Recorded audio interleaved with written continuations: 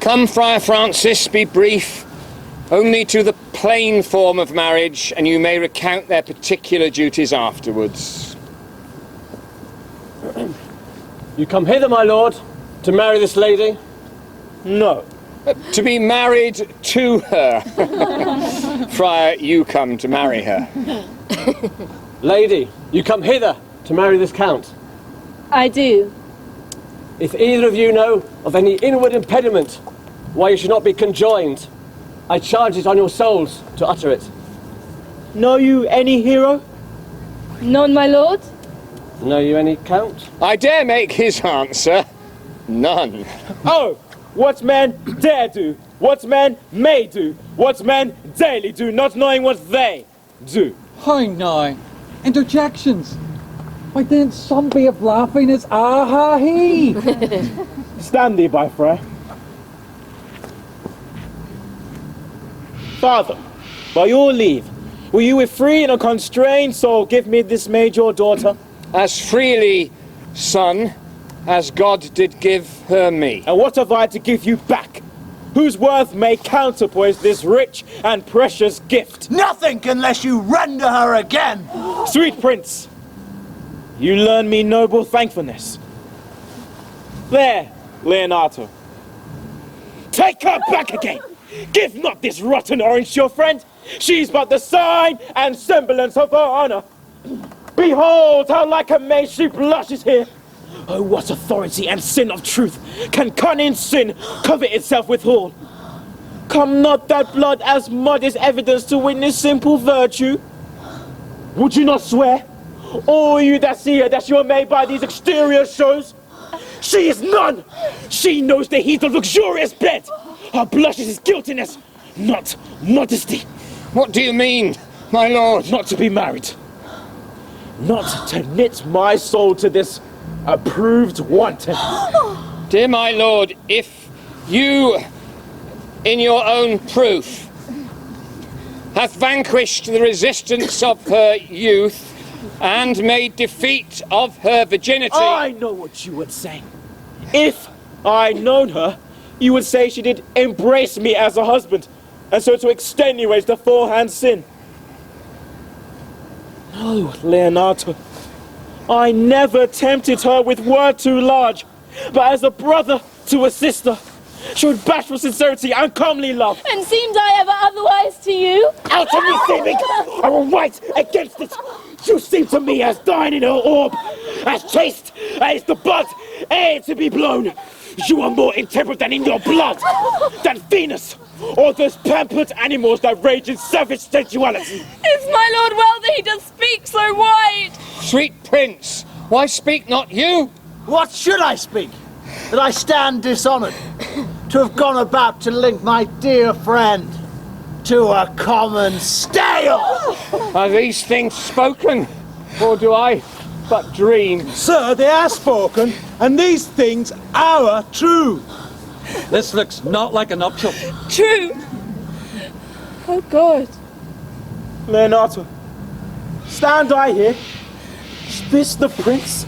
Is this the prince's brother? Is this face heroes? Are our eyes our own? All this is so, my lord, but what of this?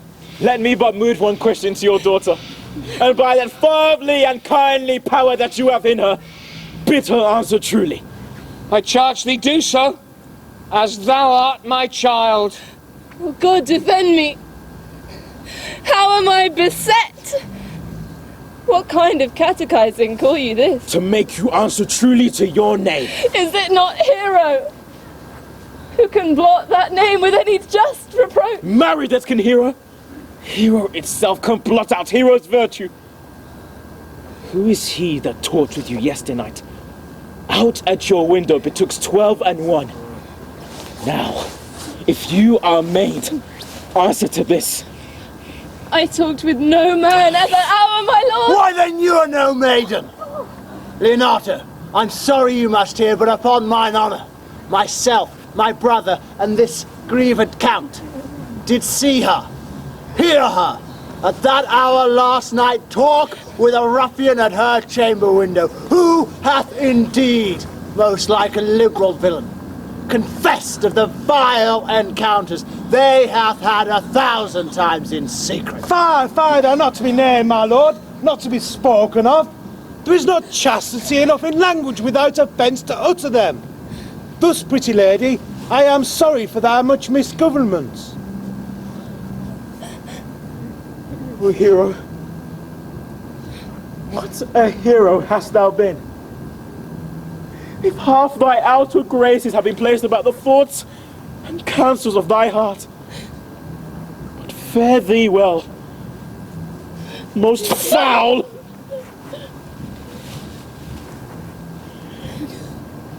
Most fair, farewell, thou pure impiety and impious purity. For thee, I'll lock up all the gates of love, and on my eyelish a conjecture hang, to turn all beauty into thoughts of harm. And never shall it be more gracious. Hath no man's dagger here a point for me? Wherefore sink you down? Come, let us go. These things come thus to light, smother her spirits up. How doth the lady? Dead, I think. Oh, no. Help, Uncle! Hero! My hero! Help, Uncle! Signor Benedick, friar! O fate, take not away thy heavy hand. Death is the fairest cover for her shame that may be wished for. Oh, no, cousin hero! Have comfort, lady. Dost thou look up? Yea, wherefore should she not? Wherefore? Why doth not every earthly thing cry shame upon her? Could she here deny the story that is printed in her blood? Do not live, hero. Do not ope thine eyes. For did I think thou shouldst not quickly die? Thought I thy spirits stronger than thy shames, myself would on the rearward of reproaches strike at thy life.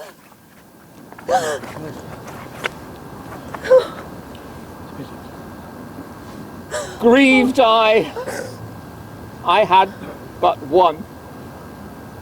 Chid I for that at frugal nature's frame? Oh, one too much by thee. Why had I one? Why ever wast thou lovely in mine eyes? Why had I not with charitable hand took up a beggar's issue at my gates, who smirched thus and mired with infamy? I might have said, no part of it is mine. This shame derives itself from unknown loins. But mine, and mine I loved, and mine I praised, and mine that I was proud on. And mine so much that I myself was to myself not mine, valuing of her. Why she is fallen into a pit of ink, that the wide sea hath dropped too few to wash her clean again, and salt too little which may season give to her foul tainted flesh. Sir, be patient. For my part, I'm so tired and wonder I know not what to say. Oh, my soul, my cousin has been lied! Lady, were you her bedfellow last night? No, truly not, although until last night I have this 12-month been her bedfellow! Confirmed! Oh, that is stronger maid which was before barred up with ribs of iron.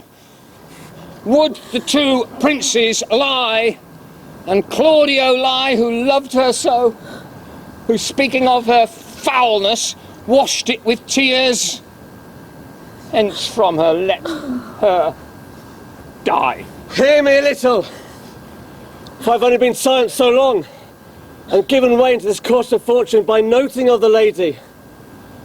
I've marked 1,000 blotting apparitions start into her face, 1,000 innocent shames in angel whiteness beat away those blushes, and in her eyes there hath been a fire to burn the errors that these princes hold against her maiden truth.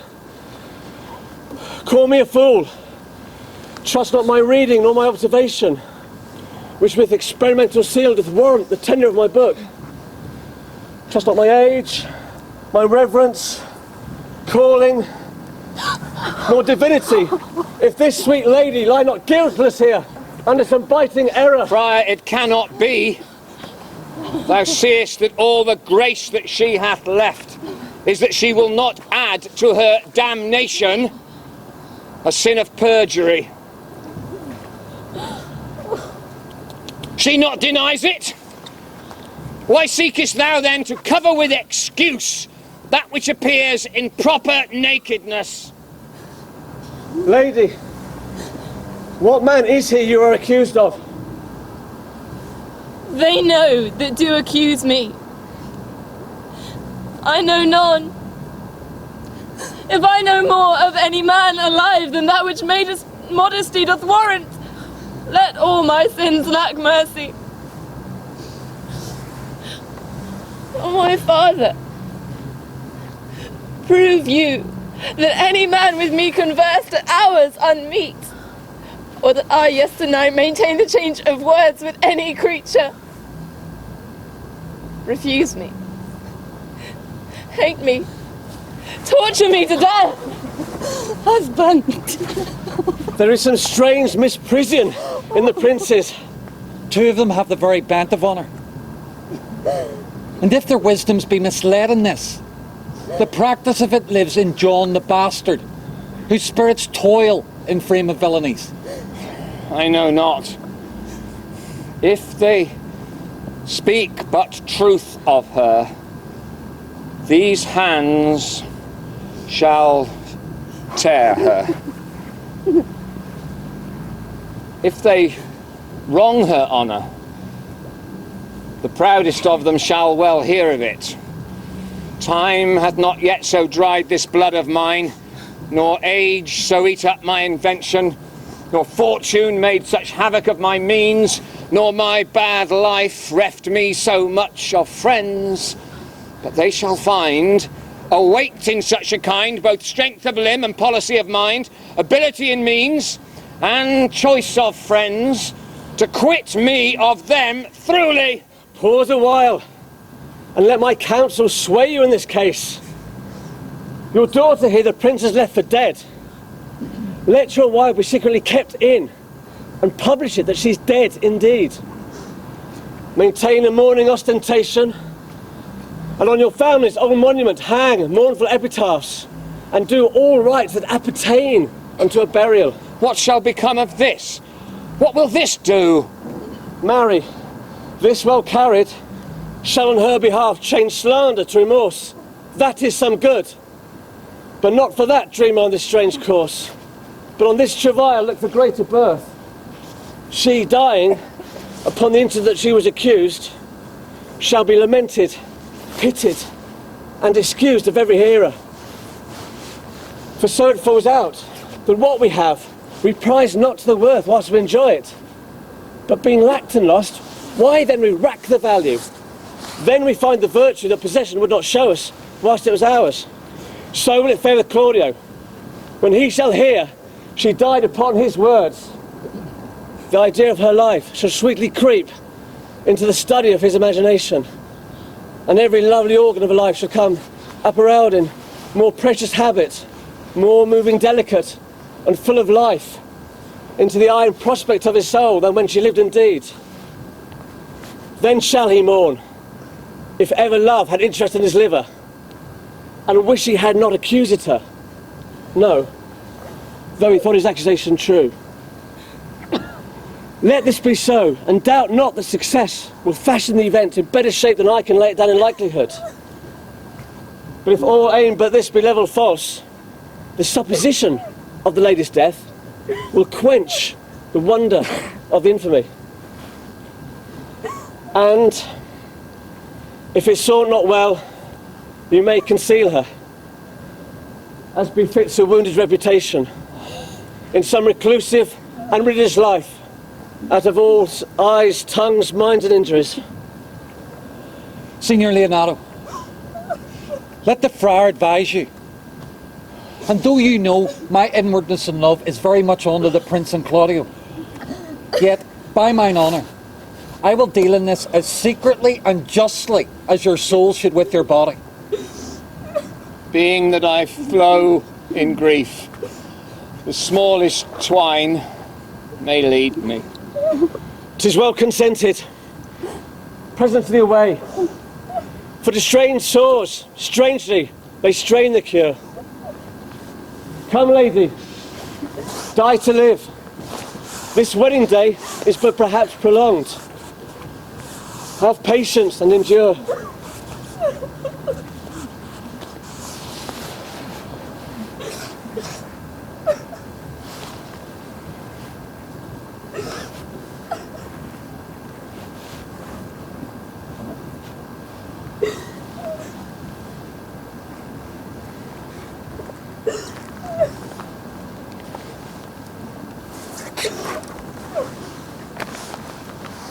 Lady Beatrice, have you wept all this while? Yea, and I will weep a while longer. I will not desire that. You have no reason, I do it freely. Surely I do believe your fair cousin is wrong. Oh, how much might the man deserve of me that would right her? Is there any way to show such friendship? A very even way. But no such friend. May a man do it? It is a man's office, but not yours. I do love nothing in the world so well as you. It's not that strange. As strange as the thing I know not. It were possible for me to say I love nothing so well as you, but believe me not. And yet I lie not. I confess nothing, nor I deny nothing. I'm sorry for my cousin. By my sword, Beatrice, thou lovest me.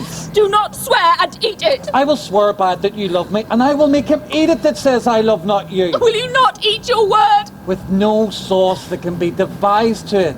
I protest. I love thee. Why then, God forgive me. What offence? You have stayed me in a happy hour. I was about to protest I loved you. Do it. With all thy heart. I love you with so much of my heart. That is left in the dust. Come. Let me do anything for thee. Kill Claudio. Not for the wide world. You kill me to deny it. Farewell. Tarry, sweet Beatrice. Thank God no I am here. There is no love in you. I pray you let me go. Beatrice. In faith I will go. We'll be friends first. You dare easier be friends with me than fight with mine enemy. It's Claudio, thine enemy. Is he not approved in the height, a villain that have slandered, scorned, dishonoured my kinswoman? Oh, that I were a man! What, bear her in hand until they come to take hands, and then with public accusation, uncovered slander, unmitigated rancour? Oh God, that I were a man! I would eat his heart in the marketplace! Hear me, Beatrice. Talk with a man at a window! A proper saying! Nay, but Beatrice... Sweet hero, she's wronged! She's slandered! She's undone! Beatrice! Princes and counties, surely a princely testimony, a goodly count confect to sweet gallant, surely. Oh, that I were a man for his sake, or I had any friend that would be a man for my sake. But manhood is melted into curtsies, valour into compliment, and men are only turned into tongue and trim ones too. He is now as valiant as Hercules, that only tells a lie and swears it. I cannot be a man with wishing, therefore I will die a woman with grieving. Tarry. Good Beatrice. By this hand I love thee. Use it for my love, some other way than swearing by it. Think you in your soul that Count Claudio hath wronged Hera? Yea, as sure as I have a thought or a soul. Enough. I'm engaged. I will challenge him. I will kiss your hand, and so I leave you. By this hand, Claudio shall render me a dear account. As you hear of me, so think of me. Go comfort your cousin. I must say she is dead, and so farewell.